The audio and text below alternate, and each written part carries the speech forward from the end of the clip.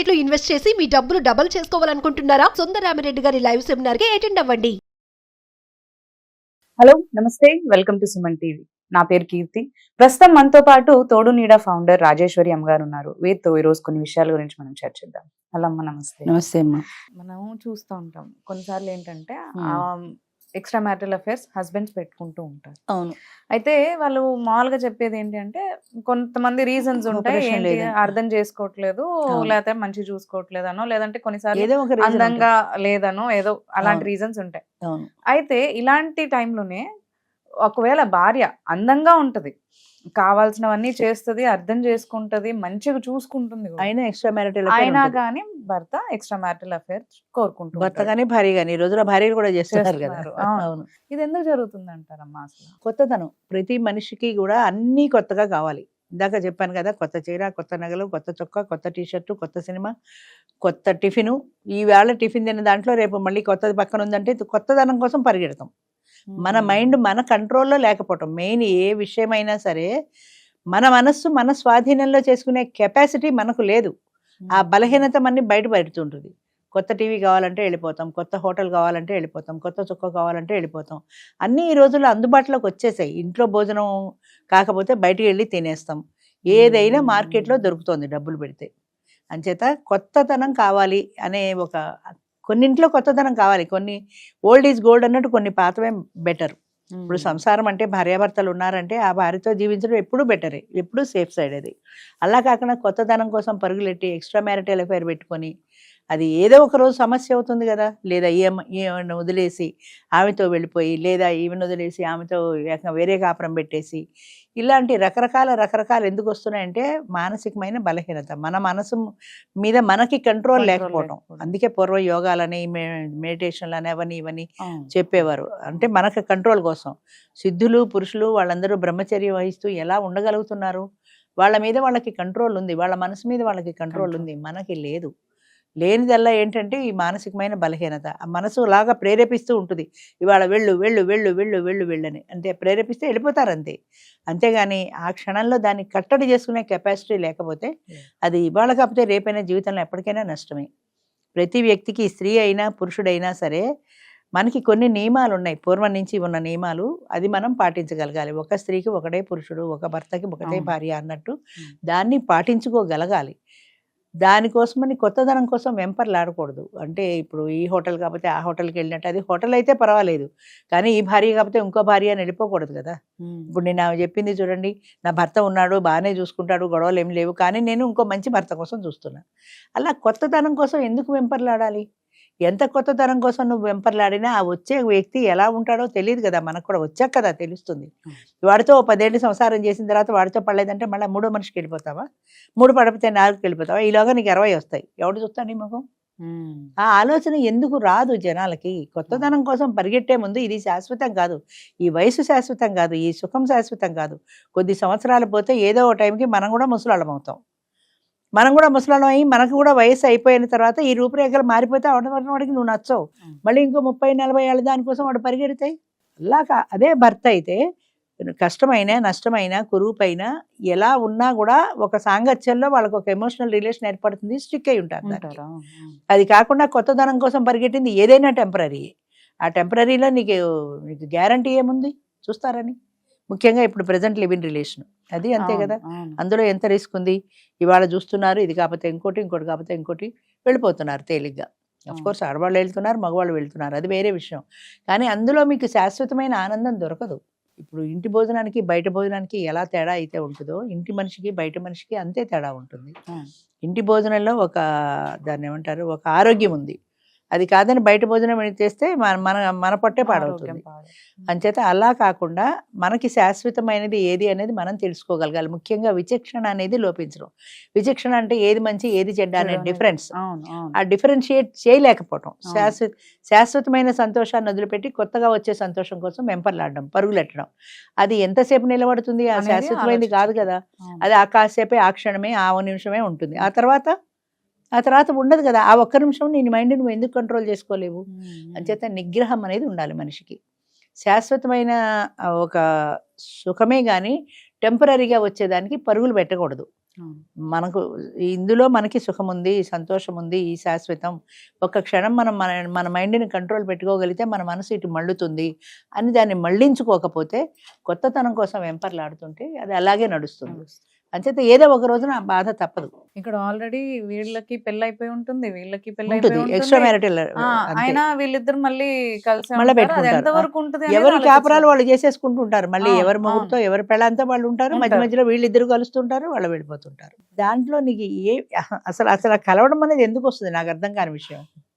అందం చూసా, చదువు చూసా, ఆస్తి చూసా, అది ఏది నీకు శాశ్వతం కాదు. వాడు ఒక కొత్త పరిచయం మాత్రమే. సెక్స్ కోసమా? అది ఎన్నాళ్ళు ఉంటుంది, ఎన్నేళ్ళు ఉంటుంది? ఆ ఒక్క క్షణం కోసమని, క్షణికానందం కోసమని, క్షణికమైన సుఖం కోసమని శాశ్వతమైన బంధాన్ని ఎందుకు వదిలిపెట్టుకోవాలి? అయితే బంధాన్ని వదిలిపెట్టుకోవట్లా. ఈ భర్తతో సంసారం చేస్తూనే చేస్తూ ఉంటారు, ఉంటారు, ఎక్స్ట్రా అవును. మ్యారిటల్ అఫైర్ పెట్టుకుంటారు అందరు. అవును. అంటే ఎప్పుడు కూడా అమ్మ కొత్తతనంలో ఒక అట్రాక్షన్ ఉంటుంది. అవును. ఆ అట్రాక్షన్ కోసమని వెంటబడుతుంటారు అంతే. అది ఆ అట్రాక్షనే కానీ శాశ్వతమైంది కాదు అనే విషయం. రోజు చూసే మూడు ముఖం బోరు, రోజు చూసే పెళ్ళ ముఖం బోరు. కొత్త ముఖం ఎన్నాళ్ళు ఉంటుంది నీకు? పెడతావు, ఒక గంట కాఫీ తాగుతావు, వచ్చేస్తావు, అయిపోయింది కదా. ఆ తర్వాత వచ్చేది ఈ పెళ్ళం దగ్గరికే కదా, అవును. ఈ మొగుడు దగ్గరికే కదా. అంచేత శాశ్వతమైన దాంట్లో ఎప్పుడూ ఒక గ్యారంటీ ఉంది. అది పోయి అశాశ్వతమైన దానికోసం, క్షణికానందం కోసం అని బయట తిరిగినట్లయితే అది నీకు తాత్కాలికమైన ఆనందాన్ని ఇస్తుందేమో కానీ శాశ్వతమైంది కాదు. అది వాళ్ళకి తెలుసు అది శాశ్వతం కాదని. ఎన్నాళ్ళు నడిస్తే అన్నాళ్ళే అనుకుంటారు అంతే. ఇంకోటి ఏంటంటే మనుషుల్లో ఎమోషనల్ రిలేషన్ అనేది పోయింది. ఇప్పుడు లివింగ్ రిలేషన్లో 3 ఏళ్ళు 4 ఏళ్ళు ఉండి మళ్ళీ పేరెంట్స్ మంచి సంబంధం చూస్తే వీడిని వెళ్ళిపోతారు. అవును. చేసేసుకుంటున్నారు. అవును. నీకు ఒక ఎమోషనల్ రిలేషన్ లేదు, ఫిజికల్ రిలేషనే ఉంది వీడితో. అవును. కాబట్టి 3 ఏళ్ళు 4 ఏళ్ళు వాడితో ఉన్నావు, మర్చిపోయావు అంతే. నీకు ఆ గతం గుర్తురాదా? ఒక్కసారైనా వాడితో గడిపిన క్షణాలు గుర్తురావా? ఎందుకు గుర్తు రావట్లేదు? వస్తాయి. దాన్ని సమాధి చేసేస్తున్నారు అంతే. అంటే ఒక ఎమోషనల్ రిలేషన్ అనేది ఉంటే శాశ్వతంగా ఎమోషన్స్ మనసులో ఉండిపోతాయి. అవి అది లేదు. ఇవాళ తాత్కాలికమైన అవసరం వాడితో, కాబట్టి ఇద్దరం కలిసి ఉన్నాం, వద్దనుకున్నాం, వెళ్ళిపోయాం అంతే. క్రమేపీ వాడిని మర్చిపోతారు. వాడితో ఉండి గడిపిన రోజులు ఏమైనా ఉంటే అది సమాధి చేసేస్తారు. అట్లాగే మగవాళ్ళకి తక్కువైపోయింది. మనుషుల్లో ఎమోషనల్ రిలేషన్, ఎమోషనల్ బాండింగ్స్ అన్నవి తక్కువ. అసలు ఎమోషన్స్ అన్నవే లేవు. ఇద్దరు వ్యక్తులు కలిసి ఒక ఫ్రెండ్తో ఒక 10 సంవత్సరాలు మనం స్నేహం చేస్తే విడిపోతుంటే బాధపడతాం. పక్కింట్లో ఉండే టెనెంట్ కూడా మనతో పాటు 10 ఏళ్ళు కలిసి ఉండి వాళ్ళు విడిపోతుంటే బాధపడతాం. ఏం చేత వాళ్ళకి మనకి ఏముంది రిలేషన్ అంటే? ఏం లేదు, ఒక ఎమోషనల్ రిలేషన్. కష్టం సుఖం కలిసి మాట్లాడుకునే వాళ్ళం, కలిసి పంచుకునే వాళ్ళం. అలా ఏదో ఒక కాలక్షేపం అయింది వాళ్ళతో. అయ్యో దూరం అవుతున్నారనే బాధ ఉంటుంది. అలాంటి ఎమోషన్స్ ఏమీ లేవు. అంటే ప్రజెంట్ జనరేషన్ ఎట్లా ఉంటుందంటే మన అవసరం తీరిపోవడమే ముఖ్యం, నాకు ఎమోషన్స్తో పని లేదు. No emotions. ఎమోషన్స్ పెట్టుకుంటేనే కదా బాధ, వాళ్ళు వెళ్ళిపోతున్నారని బాధ. అసలు ఎమోషన్సే లేకపోతే నాకు బాధపడాల్సిన అవసరమే లేదు కదా అన్నట్టుగా తయారవుతున్నారు. అని చేత ఎమోషన్ అనే దాంట్లో ఒక రిలేషన్ కూడా ఉంది. ఒక ఎమోషనల్ రిలేషన్, భార్యాభర్తల మధ్య ఒక ఎమోషనల్ రిలేషన్, తల్లి బిడ్డల మధ్య ఒక రిలేషను, ఒక ఎమోషనల్ రిలేషన్. అన్నింటికంటే ఆశ్చర్యం ఏంటంటే తల్లి బిడ్డలు అనేది ఒక అద్భుతమైన ఒక రిలేషన్. అది దాన్ని కూడా వదులుకొని కొత్త వాడితో వెళ్ళిపోతున్నారు. వాడితో వెళ్ళిపోవడానికి ఈ ఎక్స్ట్రా మ్యారిటల్ అఫైర్ కోసమని కడుపున 9 నెలలు మోసి కన్నా బిడ్డల్ని కూడా వదిలేసి వెళ్ళిపోతున్నారు. ఎలా వదులుతున్నారని కొన్ని సంఘటనలో అయితే చంపేస్తున్నారు కూడా. పిల్లల్ని కూడా చంపేస్తున్నారు. అంటే ఈ సెక్స్ కోసమనో, ఈ అశాశ్వతమైన దానికోసమనో కన్న బిడ్డల్ని చంపుకోవడానికి కూడా ఆడవాళ్ళు కూడా వెందియట్లా. ఎలా అయిపోయారు అసలు. తలుచుకుంటే బాధ వేస్తుంది, ఎక్కడికి వెళ్తున్నాం అనిపిస్తుంది. కొన్నిసార్లు ఇంట్లో ఎంత బాధలు పెట్టినా పిల్లల కోసం బతికిన రోజులు ఉండేవి.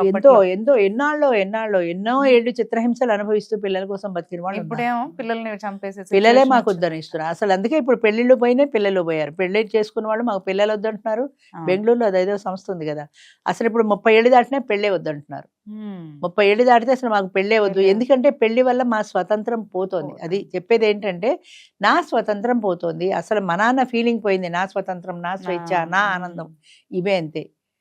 అంచేత దానివల్ల పోతుంది. కాబట్టి ఇంకో మొగుడు రావడం ఎందుకు, నా మీద పెత్తనం ఎందుకు, నా ఇష్టం వచ్చినట్టు నేను ఉంటా. నిన్నగా వాళ్ళు పేపర్లో చూశాను, అన్నీ తీరిపోతే పెళ్ళి ఎందుకు అని. అవును, కానీ నీ మనసులో ఎవరో ఒక తోడు కావాలనే కోరికను చంపుకోలేవు కదా.